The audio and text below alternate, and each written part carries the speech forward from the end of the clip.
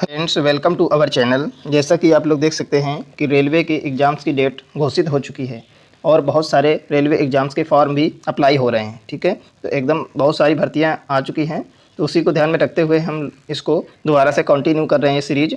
7 से 8 video already इसके finish हो चुके हैं। ठीक है, रेलवे सामान्य विज्ञान के। तो यह है विज्ञान के वह क्वेश्चन है जो रेलवे ने प्रीवियस ईयर एग्जाम्स में पूछे हैं। ठीक है, तो कोई भी एग्ज़ाम क्रैक करने के लिए आपको प्रीवियस ईयर क्वेश्चंस करने अति आवश्यक होते हैं। तो आप लोग चैनल से जुड़े रहें, वीडियो लास्ट तक जरूर देखें, आपको निश्चित ही इससे हेल्प मिलेगी। ठीक है, अब जितना भी PYQ क्वेश्चन है प्रीवियस ईयर के, रेलवे के सीरीज चलाई जा रही है। ठीक है, और SSC के जो लोग तैयारी कर रहे हैं तो SSC प्रीवियस ईयर क्वेश्चंस की सीरीज भी चलाई जा रही है। ठीक है, जो GS का पोर्शन है SSC का वो पूरा कवर कराया जा रहा है। तो आप लोग निश्चित ही चैनल से जुड़ जाएँ ताकि आपको हेल्प ज़्यादा से ज़्यादा मिल सके। ठीक है, चलिए तो शुरू करते हैं आज की क्लास। तो देखेंगे पहला पॉइंट आज का क्या हो जाएगा। देखिए फ्रेंड्स, ये सारा कंटेंट वन लाइनर फॉर्म में है, आप लोग बहुत ही बेहतरीन तरीके से इसको कवर कर सकते हैं। ये स्पीडी पब्लिकेशन का कलेक्शन है। ठीक है, चलिए देखते हैं पहला पॉइंट क्या है। जब कोई वस्तु चंद्रमा से पृथ्वी पर स्थानांतरित की जाती है तो क्या होता है, तो पृथ्वी पर उसका भार बढ़ जाता है। ठीक है, सभी लोग जानते हैं कि चंद्रमा पर गुरुत्वाकर्षण का मान पृथ्वी से कम होता है। ठीक है, और पृथ्वी पर ज़्यादा होता है। यानी कि अगर चंद्रमा से कोई वस्तु पृथ्वी पर लाई जाएगी तो उसका भार 6 गुना ज़्यादा हो जाता है। ठीक है, 6 गुना भार बढ़ जाएगा। नेक्स्ट पॉइंट देखेंगे, जी की इकाई क्या है, यानी गुरुत्वाकर्षण की इकाई क्या है, यूनिट क्या है, तो आपको बताना है। तो न्यूटन मीटर स्क्वायर प्रति किलोग्राम स्क्वायर होती है जी की इकाई। नेक्स्ट देखेंगे, एक वस्तु का वजन सबसे अधिक कहाँ रखने पर होगा, तो किसी भी वस्तु का वजन जो है सबसे ज़्यादा कब होगा, तो जब उसको ध्रुवों पर रखा जाएगा। ठीक है, नेक्स्ट पॉइंट देखेंगे, एक पीढ़ी से दूसरी पीढ़ी में आनुवंशिक सूचना का स्थानांतरण पूरा किया जाता है, किसके द्वारा पूरा होता है, तो यह आपका होता है DNA द्वारा। ठीक है, चलिए तो प्ले लिस्ट देखिए बनी हुई है। SSC के जो प्रीवियस ईयर GS के पोर्शन है, GS का पोर्शन है, वो सारे क्वेश्चन में कवर कराए जा रहे हैं। ठीक है, रेगुलर बेसिस पे वो क्लासेस हो रही हैं। थोड़ा बीमारी के चलते कुछ दिन क्लासेज स्टॉप रही हैं, तो आप लोग बिल्कुल भी ना घबराइए, आपकी क्लासेज रेगुलर रहेंगी। ठीक है, चलिए आप लोग अपना सपोर्ट बनाए रखें ताकि हम लोग मिलकर एग्ज़ाम को क्रैक करेंगे। ठीक है ना, चलिए देखेंगे RRB चंडीगढ़ में पूछे गए क्वेश्चंस। उच्च तापमान किसके द्वारा मापा जाता है, तो उच्च तापमान किसके द्वारा मापते हैं, तो यह है पाइरोमीटर के द्वारा मापा जाता है। तो इसमें देखिए जो पाइरोमीटर होता है इससे 1500 डिग्री से भी ज़्यादा तापमान हम लोग मीजर कर सकते हैं। ठीक है, 1500 डिग्री सेंटीग्रेड से ज़्यादा तापमान हम लोग मीजर कर सकते हैं पाइरोमीटर से। नेक्स्ट देखेंगे, गतिमान वस्तु में होती है, तो गतिमान वस्तु में क्या होता है, तो आपके गतिज ऊर्जा होती है। ठीक है, इसको काइनेटिक एनर्जी भी कहते हैं, इंग्लिश में काइनेटिक एनर्जी कहते हैं, कभी कभी इंग्लिश वर्ड भी यूज कर देता है एग्जाम में। ठीक है, आगे देखेंगे, सबसे कठोर तत्व कौन सा है, तो सबसे कठोर जो तत्व होता है वह कौन सा है, तो यह आपका देखिए प्लेटिनम है। ठीक है, प्लेटिनम जो है सबसे कठोर है। नेक्स्ट हो जाएगा, दूर की वस्तुओं को देखने के लिए किस उपकरण का प्रयोग किया जाता है, तो सभी लोग जानते हैं दूर की वस्तुओं को देखने के लिए दूरबीन का उपयोग होता है, इसको बोलते हैं इंग्लिश में बाइनोक्यूलर। ठीक है, बाइनोक्यूलर बोलते हैं।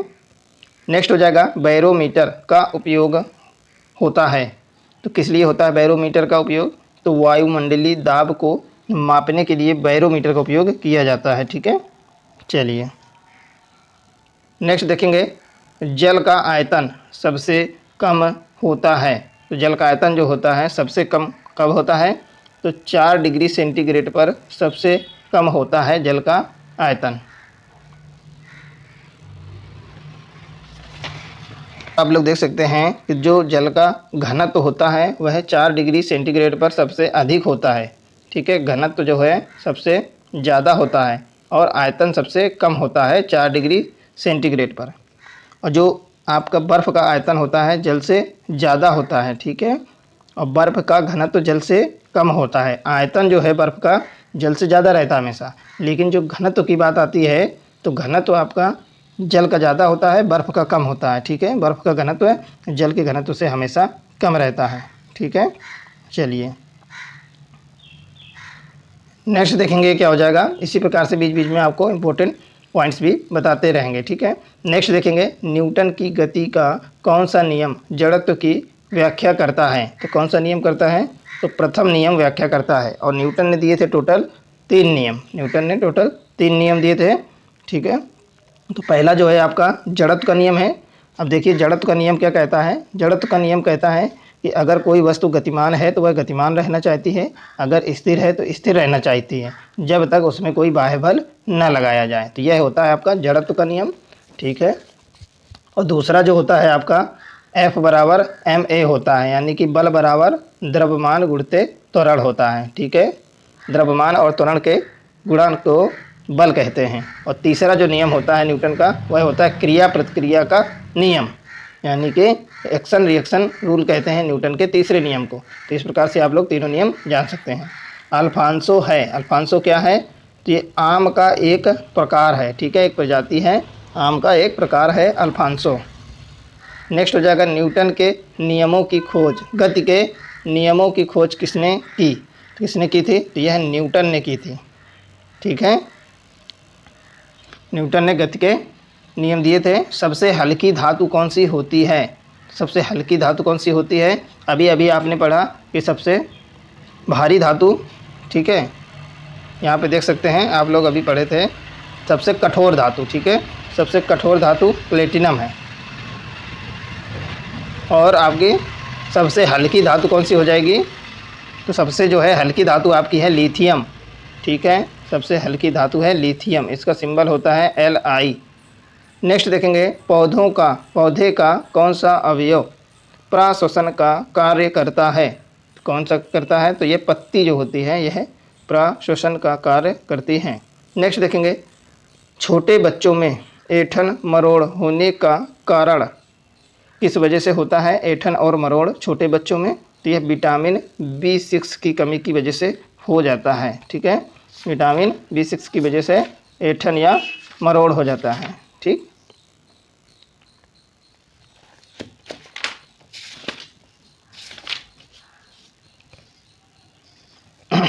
आप लोग देख सकते हैं B6 का रासायनिक जो नाम होता है क्या होता है, तो B6 का नाम होता है पायरिडॉक्सिन, ठीक है, पायरिडॉक्सिन होता है विटामिन B6 का रासायनिक नाम।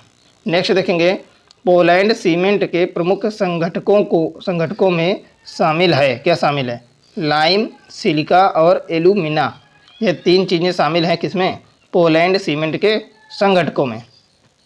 पोर्टलैंड जो सीमेंट बनती है आपकी लाइम, सिलिका और एल्यूमिना से मिलकर बनती है। नेक्स्ट देखेंगे इंसुलिन स्रावित होती है, तो यह पैंक्रियाज में स्रावित होती है क्या, इंसुलिन, ठीक है। चलिए अब हम लोग देखेंगे आगे। तो देखिए फ्रेंड्स, अगर आप लोग को पसंद आ रहा है कंटेंट तो ज़रूर इसको लाइक करें और ज़्यादा से ज़्यादा इसको अपने ग्रुप में और फ्रेंड सर्किल में शेयर कर दें, ताकि ज़्यादा से ज़्यादा लोग इस पर हेल्प ले सकें, ठीक है फ्रेंड्स।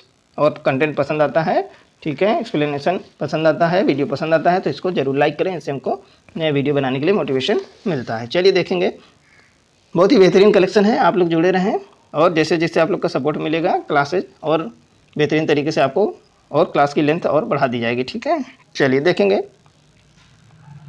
सबसे पहले प्रयोगशाला में बनाया गया कार्बनिक यौगिक था, तो क्या था, तो यूरिया, सबसे पहले कार्बनिक यौगिक यूरिया को प्रयोगशाला में बनाया गया था। बहुत बार क्वेश्चंस ये रिपीट होता है। देखिए ये जो कंटेंट है ना कि रेलवे के लिए इम्पोर्टेंट है केवल, बल्कि सभी एग्ज़ाम्स जिनमें साइंस पूछी जाती है उसके लिए एकदम रामबाण कंटेंट है। आप लोग किसी भी एग्ज़ाम के लिए इसको प्रीफर कर सकते हैं, ठीक है, 1 से 2 बार रिवाइज कर लेंगे, आराम से पूरा क्लियर हो जाएगा। नेक्स्ट देखेंगे ग्रह सूर्य के चारों ओर घूमते हैं, इसका कारण है, इसका कारण क्या है, यह गुरुत्वाकर्षण बल, कारण है गुरुत्वाकर्षण बल की वजह से ग्रह सूर्य के चारों ओर घूमते हैं। नेक्स्ट हो जाएगा लेड भंडारित बैटरियों में कौन सा अम्ल प्रयुक्त किया जाता है, तो उनमें प्रयुक्त होता है सल्फ्यूरिक अम्ल, ठीक है, यानी कि H2SO4। सल्फ्यूरिक अम्ल का फार्मूला क्या होता है, तो यह होता है आपका H2SO4। नेक्स्ट देखेंगे प्रकाश संश्लेषण के दौरान प्रकाश ऊर्जा रूपांतरित होती है, तो किस में रूपांतरित होती है? तो यह रासायनिक ऊर्जा में रूपांतरित हो जाती है। नेक्स्ट हो जाएगा कोण की इकाई होती है। तो कोण की इकाई क्या होती है? यह रेडियन होती है, ठीक है। और घन कोण की इकाई क्या होती है? तो घन कोण की इकाई जो होती है वह स्टेरेडियन होती है, ठीक है। स्टेरेडियन होती है घन कोण की इकाई। चलिए हो जाएगा क्रायोजेनिक इंजनों का उपयोग किसमें होता है? तो यह रॉकेट प्रौद्योगिकी में होता है क्रायोजेनिक इंजनों का प्रयोग। अगला हो जाएगा द्रव में पृष्ठ तनाव होता है। तो किस वजह से होता है? तो अणुओं के बीच कोहेसिव बल की वजह से होता है पृष्ठ तनाव। नेक्स्ट देखेंगे दो विभिन्न क्षेत्रों में नोबेल पुरस्कार प्राप्त की थी। तो किसने प्राप्त किया था? दो विभिन्न क्षेत्रों में नोबेल पुरस्कार। तो यह मैडम क्यूरी ने प्राप्त किया था, ठीक है। तो आप लोग कमेंट बॉक्स में बताएं कि वह दोनों क्षेत्र कौन से थे, ठीक है। आप लोग कमेंट बॉक्स में बताएंगे। चलिए नेक्स्ट देखेंगे दालें किसकी अच्छी स्रोत हैं। तो दालों से हमें क्या सबसे अच्छा मिलता है? तो ये देखिए आपका हो जाएगा प्रोटीन। दालें प्रोटीन का बहुत अच्छा स्रोत हैं। अगला हो जाएगा यकृत द्वारा स्रावित पित्त रस कहाँ संचित रहता है? तो यकृत द्वारा स्रावित होता है पित्त रस, यह आपका पित्ताशय में संचित होता है। अगला हो जाएगा प्रस्वेद या पर्सिपिरेशन। पर्सिपिरेशन क्या है? यह शरीर के ताप को नियंत्रित रखता है, ठीक है। पर्सिपिरेशन जो होता है ये शरीर के तापमान को नियंत्रित रखता है। नेक्स्ट देखेंगे वाहनों के पीछे का दृश्य देखने के लिए कैसा दर्पण प्रयोग करते हैं?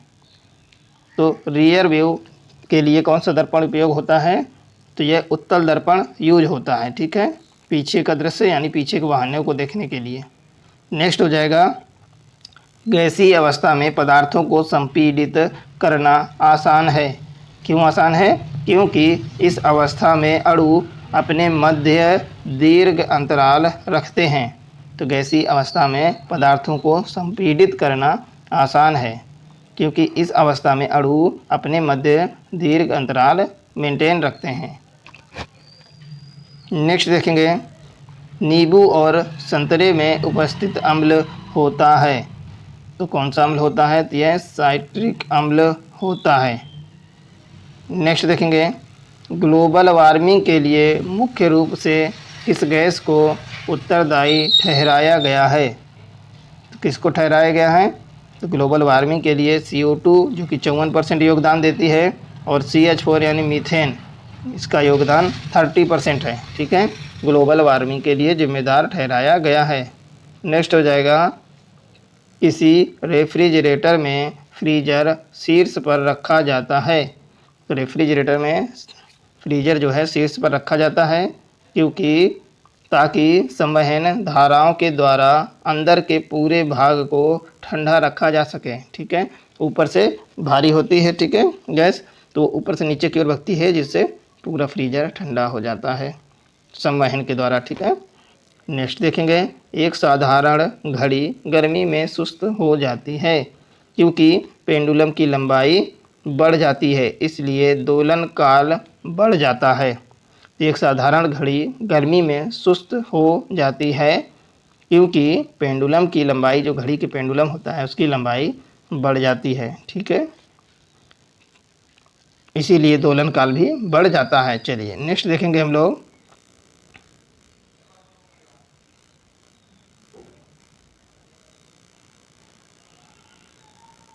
नेक्स्ट हो जाएगा जड़त्व आघूर्ण का मात्रक होता है। तो जड़त्व आघूर्ण का जो मात्रक होता है किलोग्राम मीटर स्क्वायर होता है, ठीक है, किलोग्राम मीटर स्क्वायर होता है। नेक्स्ट हो जाएगा 1 जूल बराबर होता है। तो यह 10 की पावर 7 अर्ग के बराबर होता है आपका 1 जूल, ठीक है। नेक्स्ट हो जाएगा सूक्ष्म जीवाणु युक्त पदार्थ का शीतलीकरण एक प्रक्रिया है जिसका कार्य है। तो इसका कार्य क्या है? तो यह जीवाणुओं को निष्क्रिय कर देता है, ठीक है। चलिए नेक्स्ट हो जाएगा रेशम के कीड़ों का पालन कहलाता है। तो क्या कहलाता है? तो यह सेरीकल्चर कहलाता है, रेशम के कीड़ों का पालन। देखिए फ्रेंड्स, आप लोग टेलीग्राम ग्रुप से जुड़ जाएं, उसमें हम डेली क्लास की पीडीएफ वहाँ पे शेयर कर देंगे, ठीक है। आप लोग बिल्कुल निश्चिंत रहें, ये क्लास जो चल रही है इसका पीडीएफ हम वहाँ पे शेयर कर देंगे। अगर आप लोग क्लास लेते रहेंगे तो आपको क्लास में एडिशनल चीज़ें भी मिलती रहेंगी साथ साथ में, ठीक है। चलिए नेक्स्ट देखेंगे, प्लास्टर ऑफ पेरिस का रासायनिक नाम है। तो कैल्शियम सल्फेट हेमी हाइड्रेट है, ठीक है। प्लास्टर ऑफ पेरिस का रासायनिक नाम। प्लास्टर ऑफ जो पेरिस आपका बनता है वह बनता किससे है? तो यह आपका बनता है जिप्सम से, ठीक है। प्लास्टर ऑफ पेरिस जो होता है यह जिप्सम से बनता है। तो आप लोग देख सकते हैं कि आपको इम्पोर्टेंट तथ्य जो होते हैं इसमें बीच बीच में बताते जाएंगे ताकि आपको एग्ज़ाम में हेल्प मिले, ठीक है। देख सकते हैं कि प्लास्टर ऑफ पेरिस जो होता है वह जिप्सम से बनाया जाता है और जिप्सम से और प्लास्टर ऑफ पेरिस से जिप्सम भी बनाया जा सकता है। तो कैल्शियम सल्फेट हेमी हाइड्रेट, तो इसका फार्मूला देखिए क्या होता है। यह होता है CaSO4 डॉट हाफ H2O होता है आपका प्लास्टर ऑफ पेरिस का फार्मूला, ठीक है, रासायनिक सूत्र। तो प्लास्टर ऑफ पेरिस जो होता है CaSO4 डॉट हाफ H2O होता है, और जो जिप्सम का फार्मूला होता है वह होता है CaSO4 डॉट 2H2O होता है, ठीक है। चलिए, ध्वनि तरंगें होती हैं, तो ध्वनि तरंगें आंशिक लंबवत आंशिक तिर्यक होती हैं। नेक्स्ट है, किसका उपयोग ऊंचाई मापने के लिए होता है? तो अल्टीमीटर का उपयोग होता है ऊंचाई मापने में। देखिए फ्रेंड्स, ये बहुत सारे मापक यंत्र जो हैं उनकी क्लास हम ऑलरेडी करा चुके हैं, तो आप लोग उसको भी जाके प्लेलिस्ट से देख सकते हैं। इसलिए रेगुलर क्लास देखते रहें, बहुत ही इंपॉर्टेंट पॉइंट्स मिलते रहेंगे। नेक्स्ट देखेंगे, किस स्थिर तापमान पर कंडक्टर में वहनशील तरंग दोनों छोरों के बीच के महत्वपूर्ण अंतर के अनुपात में है, इसको कहा जाता है? तो क्या कहते हैं? स्थिर तापमान पर कंडक्टर में वहनशील तरंग दोनों छोरों के बीच के महत्वपूर्ण अंतर के अनुपात में है, इसको कहते हैं ओम का नियम, ओम्स लॉ बोलते हैं, ठीक है। चलिए नेक्स्ट हो जाएगा, कैमरे में उपयोग किया जाता है। कैमरे में उपयोग किया जाने वाला लेंस है, तो यह उत्तल लेंस उपयोग होता है कैमरे में। नेक्स्ट है, एक स्वतंत्र रूप में लटका हुआ चुंबक सदा स्थिर होता है, वह दिशा कौन सी होती है? तो चुंबक जो होता है हमेशा उत्तर दक्षिण इस दिशा में स्थिर होता है, ठीक है। कंपास में इसीलिए चुंबक का उपयोग होता है, चुंबकीय सुई जो होती है, ठीक है, वह उत्तर दक्षिण में ही स्थिर होती है। नेक्स्ट देखेंगे, यदि लोलक की लंबाई 4 गुनी की जाए तो लोलक झूलने का समय कितना हो जाएगा? तो यह 2 गुना हो जाएगा, ठीक है। नेक्स्ट देखेंगे, एक वस्तु को कहाँ रखा जाए ताकि उसकी एक मूल तथा आभासी स्थिति उत्तल लेंस द्वारा समान आकार में पाई जा सके, ठीक है। तो कहाँ पे रखा जाए ताकि उत्तल लेंस द्वारा समान आकार की पाई जा सके? तो फोकस की 2 गुनी लंबाई पर, यानी कि ऑप्टिकल सेंटर पे, ठीक है। तो अगर सेंटर पे रखेंगे, सेंटर ऑफ कर्वेचर पे, तो आपकी जो वस्तु की लंबाई है सेम टू सेम बनेगी। फोकस की 2 गुनी लंबाई पर रखेंगे तो मूल तथा आभासी स्थिति लेंस द्वारा समान आकार में बनाई जा सकती है, पाई जा सकेगी। नेक्स्ट देखेंगे, ऊंचाई पर खाना देर से बनता है क्योंकि ऊंचाई पर वायुमंडलीय दाब घट जाता है, ठीक है, जिससे पानी का क्वथनांक भी कम हो जाता है। पानी जल्दी ही वाष्प बनकर उड़ता है, ठीक है, क्वथनांक कम हो जाता है तो पानी जल्दी जल्दी वाष्पित होने लगता है और खाना देर से पकता है इसी वजह से। नेक्स्ट हो जाएगा, किसी तारे की दूरी को नापने के लिए प्रयुक्त यूनिट होती है, तो यह होती है प्रकाश वर्ष। लेकिन आप लोग जानते हैं कि खगोलीय दूरी मापने की इकाई प्रकाश वर्ष होती है, और यह सबसे बड़ी इकाई नहीं है, इससे बड़ी इकाई है आपकी पारसेक। ठीक है, पारसेक जो है सबसे बड़ी खगोलीय दूरी मापने की इकाई है। और एक पारसेक बराबर होता है, एक पारसेक जो होता है यह 3 ठीक है 26 प्रकाश वर्ष के बराबर होता है। ठीक है, 3.262 प्रकाश वर्ष मिलाए जाएंगे तब एक पारसेक के बराबर होगा। नेक्स्ट देखेंगे, धातुएं किस प्रक्रिया द्वारा गर्म होती हैं। तो धातुएं किस प्रक्रिया द्वारा गर्म होती हैं, तो ये चालन द्वारा गर्म होती है। ठीक है, चालन द्वारा, कि आगे के सिरे को गर्म करेंगे तो धीरे धीरे धीरे धीरे वह उसके कण चालन द्वारा हीट होते जाएंगे और पीछे तक गर्म लगने लगता है। ठीक है, तो इसलिए चालन द्वारा होता है। नेक्स्ट देखेंगे, आपेक्षिक घनत्व मापने के लिए किस यंत्र का प्रयोग किया जाता है। तो यह हाइड्रोमीटर का उपयोग होता है आपेक्षिक घनत्व को मापने के लिए। ठीक है, चलिए, तो इसी प्रकार से बढ़िया सी क्लास की अपडेट्स पाने के लिए, ठीक है, चैनल को सब्सक्राइब कर लें, ज़्यादा से ज़्यादा इसको शेयर करें, पसंद आता है तो लाइक ज़रूर करें। ओके, मिलते हैं नेक्स्ट क्लास में। इसी प्रकार रेगुलर क्लासेज आपको मिलती रहेंगी।